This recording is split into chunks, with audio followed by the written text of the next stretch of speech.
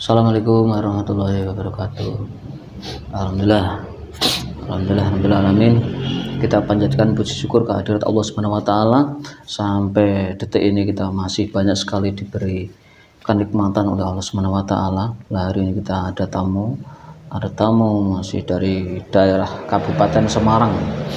Langsung aja kita bertanya-tanya, ngobrol langsung dengan beliau. Beliau ini adalah mau menceritakan proses perjalanan hijrah yang dulunya bagaimana sampai bisa hijrah perjalanannya. Mudah-mudahan kita bisa mengambil hikmah dari cerita perjalanan beliau gitu ya. Mungkin saudara-saudaraku dimanapun berada ada yang mengalami hal yang sama, nanti bisa mengambil hikmah dari video ini, isi atau inti dari video ini. Assalamualaikum Pak. Waalaikumsalam warahmatullahi wabarakatuh. Kalau sinten Mbak? Nggih, pripun perjalanan awal mulai jenengan? Tadi kita sambil ngerokok sambil ngopi ya, santai ya. Santai dulur-dulur ya. Awal mulanya dulu bagaimana Pak perjalanannya kok bisa sampai hijrah seperti awal mulanya dulu? Ya, awal mula itu pertama saya dari sejak kecil itu ditinggal ayah saya dari umur 6 tahun. Itu ditinggal bapak? Meninggal dunia. Meninggal dunia itu dari 6 tahun. Kemudian ibu saya juga orang susah, orang nggak punya, bahkan makan pun nggak bisa. Sampai saya umur 7 tahun itu saya masih teringat bahwa 3 hari itu makannya itu cuman dari umbi-umbian. Itu sehari itu cuman paling sekali 2 kali. Itu sampai berjalan sampai 3 atau 4 tahun. Kemudian di dalam keadaan yang terus seperti itu, saya mencoba untuk keluar cari kerja padahal saya masih kecil itu. Masuk SD kelas 1 itu saya umur 7,5 tahun mungkin itu. Mau berangkat sekolah tidak ada sarapan, tidak ada makan sama sekali. Terus nanti pulang saya bekerja di tempat itu. Kalau orang Jawa bilangnya roek itu. Roek itu tembakau itu dihilangi itu? Kayak ada kayunya itu loh, daun tembakau kan ada kayak kayunya itu. Yaitu kerjanya seperti itu. Pulang sekolah sampai sore, sampai jam 4 atau jam 5 itu baru pulang. Itu satu keranjang besar itu dulunya itu cuman dihargai Rp5. Kemudian saya tetap seperti itu buat sanggup sekolah atau apa. Itu berjalan sampai berapa tahun, sampai saya umur sekitar 10 tahunan lah. Kemudian setelah umur 10 tahun itu saya itu bergejolak di rumah nggak nyaman seperti ini. Nggak nyaman bukan berarti dengan orang tua nggak sayang, nggak, cuman kasihan orang tua, terus kakak-kakak saya saja nggak ada yang bisa makan lah seperti itu. Kemudian saya pergi, kemudian ada satu orang yang menolong saya itu dari daerah Buntet sana, sebelah barat desa. Itu saya ikut dia, kasih makan gitu, seperti itu. Itu sampai umur berapa ya, sampai lama lah itu. Tapi saya nggak tahu, setiap sore gitu diajak jalan-jalan, diajak kemana gitu. Saya nggak tahu kerjaan mereka tuh seperti apa. Yang saya tahu baik-baik saja. Ya, setelah besar itu ya tahunya setelah besar itu ternyata mereka kan pimpinan perampok ya, pimpinan perampok terbesar. Pimpinan perampok terbesar. Bahwa anak buahnya itu ratusan. Kalau jam 7 malam sampai jam 9 itu kalau mengambil barang itu ndak usah bilang, totok buka, orang yang punya rumah kalau ngaret ambil. Itu aja. Seperti itu. Baru kalau sore, kemudian sore itu umur 12 atau 13 tahun itu tiap hari Itu saya itu pasti dikasih minum itu setengah gelas. Warnanya merah darah. Saya enggak tahu itu. Taunya setelah dewasa. Ternyata itu darah anjing. Wah, darah anjing. Darah anjing. Makannya juga makan daging anjing. Oh, makannya daging. Iya, saya enggak tahu itu kan anak kecil ya. Saya enggak tahu itu. Ya pokoknya taunya saya bisa makan baik-baik saja itu. Setelah itu lama sekali itu. Lama, kemudian saya dititipkan ke sana. Ke satu orang namanya. Kemudian bilangnya kowe tak titipke kene sik, wis pokoke omonge apa iki lakonono gitu. Saya kan masih kecil waktu itu. Iya. Suruh puasa 3 hari saya lakoni. 3 hari itu ada yang mutih, ada yang cuman makan. Orang Jawa itu bilang jeruni kepel. Jeruni kepel itu nasi di kepel-kepel itu di dalamnya saja itu sahur 1, sore 1, bukannya 1. Itu 3 hari. Kemudian ada yang kacang tanah itu. Kacang tanah itu puasa 3 hari itu cuma 6 biji. Sore sahurnya 1 biji. Pagi sahur 1 biji, sorenya 1 biji. Itu 3 hari. Ada yang suruh puasa mutih itu ada.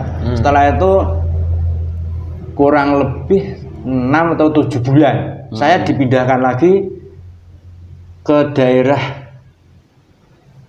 kurang hafal namanya ya. Nggak usah disebutkan. Ke satu orang tua. Nah itu orang tua kurang lebih 70 tahun. Saya di sana juga seperti itu.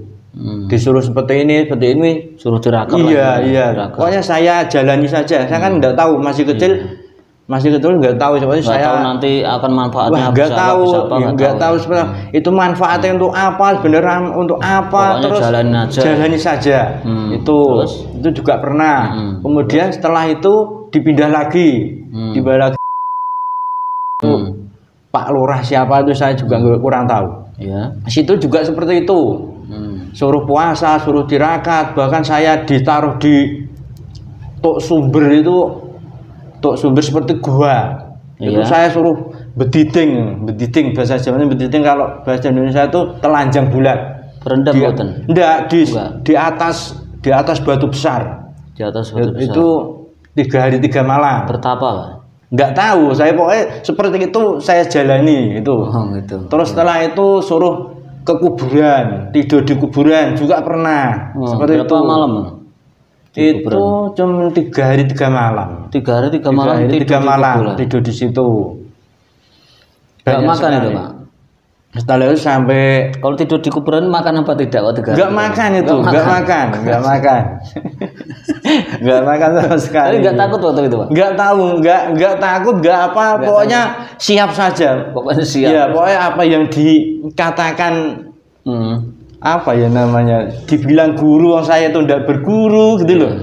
Apa yang dikatakan saya siap gitu aja. Siap. Setelah itu saya dilempar lagi namanya saya masih ingat. Di sana juga seperti itu. Malah saya itu katanya saya itu dimasukin, badan saya itu dimasukin naga. Katanya itu. Saya kan enggak begitu gagah, enggak gitu percaya. Pokoknya apa yang dia bilang saya ya itu aja. Tuh. Lama sampai umur berapa, sampai mau nikah mungkin ya itu. Mungkin. Itu yang terakhir saya dilempar ke Jogja. Di Jogja itu di sana saya itu disuruh makan seperti biji tasbih itu 20 biji. 20 biji. Gunanya apa? Enggak tahu itu. Enggak tahu gunanya untuk apa. Pokoknya makan aja. Pokoknya suruh makan gitu aja. Enggak tahu gunanya apa itu. Tapi anehnya gini. Saya itu suka, saya kan sepak bola. Sepak bola. Terus sepak bola itu anehnya, bola itu dari gawang saya sendiri, saya tendang itu nyampe ke gawang lawan dan itu bisa jadi gol. Itu saksinya 1 kelurahan itu. Luar biasa. Aneh sekali. Kenapa nggak jadi pemain timnas ya dulu kayak gitu? Nggak tahu ya itu. Anehnya setiap musuh datang itu, Yenggo saya itu mencelat itu pasti. Oh, langsung mental ya? Iya, saya nggak tahu seperti ini. Lah itu anehnya seperti itu. Saya herannya itu begitu sudah dewasa, sudah bisa mikir, itu terus dalam hati saya itu terus mencari apa ya hidup harus seperti ini terus. Sedangkan saya itu juga manusia normal, yo pengen kawin, yo pengen punya keluarga, punya anak, punya istri. Jadi ada apa semacam kekosongan dalam hati, kekosongan yang ini kayaknya kok belajar dari beberapa banyak guru tapi nggak bisa mengisi kekosongan hati. Betul itu, sekali, ya, itu ya. Betul sekali. Jadi mau mencari kemana tapi mau mencari kemana, kesana kemari nggak ada yang nunjukin gitu. Itu sampai lama sekali. Nggak tahu di mana bener yang mana. Terus apa lagi Pak bisa diceritakan? Ya setelah itu, setelah pencarian yang sangat panjang itu, saya menemukan itu kenal HP, terus pencarian itu terus sampai kenal YouTube. Nah itu buka YouTube terus kenal ada Santri Matoh itu, terus saya masuk ke situ terus diarahkan ke yang lebih dekat. Tapi semua ini enggak dalam hati itu enggak ada yang srek gitu. Sing jauh-jauh itu saya pingin ini ada yang dekat, ada yang bimbing saya secara langsung gitu. Ya ternyata alhamdulillah Allah membimbing saya sampai di sini itu. Kalau dulu waktu mengamalkan yang dulu-dulu itu apakah ada amaliyah yang istiqomah dirapalkan atau setiap apa? Itu apa? Ada. Itu waktu itu katanya itu buat pengasihan sama kekuatan. Itu pengasihan itu namanya kandil putih. Ilmu kandil putih. Ya, itu katanya pengasihan dan kekuatan. Kemudian itu diamalkannya setiap hari setiap hari, sore gitu. Sore atau tengah malam atau bagaimana? Habis maghrib. Habis maghrib. Kalau itu ada satu lagi yang katanya itu bilang itu Aji Senggoro Macan. Senggoro Macan. Ya, itu Senggoro Macan itu nggak tahu gunanya untuk apa, nggak tahu. Pokoknya ini dirapal setiap jam 7 keluar rumah dibaca gitu. Itu Senggoro Macan itu. Ya, terus apa lagi? Ajian-ajian sampean cuman coba diceritakan apa? Itu ya Lembu Sekilan. Ya. Lembu Sekilan. Nah, Lembu Sekilan itu ndak lama itu. Saya ki koyok nggak percaya, nggak gimana ya, semua itu ki nggak saya niati, saya ini pengen seperti ini itu nggak punya niatan sama sekali. Jadi dikasih apa suruh begini, cuman saya ya gitu aja. Pernah dicoba ilmunya Lembu Sekilan dulu? Wah belum pernah. Belum pernah. Kalau menurut jenengan Lembu Sekilan itu kayaknya pukulan ya? Mungkin seperti itu. Saya kan ndak tahu itu seperti apa, terus gimana gunanya untuk apa. Itu nggak tahu. Terus selain Lembu Sekilan apa lagi Pak? Sudah Senggoro Macan, Lembu Sekilan, sama pengasihan. Itu. Lalu setelah proses hijrah ini ada semacam kejadian aneh apa tidak? Coba diceritakan. Kejadian anehnya seperti atau mungkin ada kontraksi dalam tubuh? Iya.